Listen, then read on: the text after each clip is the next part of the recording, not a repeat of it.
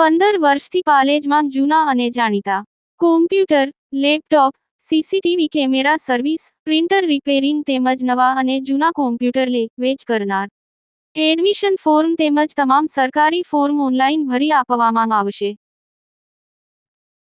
જન શિક્ષણ સંસ્થાન ભરૂચ દ્વારા સ્વચ્છ ઉત્સવ તથા સ્વસ્થ નારી સશક્ત પરિવાર અભિયાન હેઠળના પખવાડિયાનો શુભારંભ કરાયો. ભારત સરકારના કૌશલ્ય વિકાસ મંત્રાલયના માર્ગદર્શન હેઠળ સ્વચ્છ ઉત્સવ સ્વચ્છ તાહી સેવા 2025નું શહેરી વિકાસ મંત્રાલયની ગાઈડલાઇન્સ મુજબ આયોજન કરાયું છે.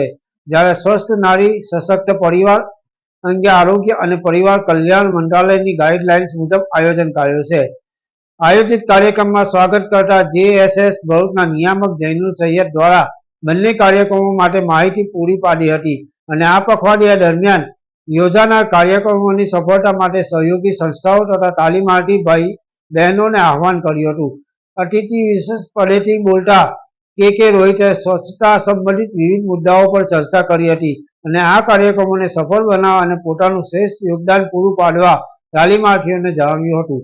જ્યારે માજી પ્રમુખ શ્રીમતી ઇન્દિરાબેન રાજ દ્વારા બહેનોને પોતાના સ્વાસ્થ્ય અને પોષણ ઉપર ધ્યાન કેન્દ્રિત કરી પોતાની જીવનશૈલી તે મુજબ બનાવવા જણાવ્યું હતું.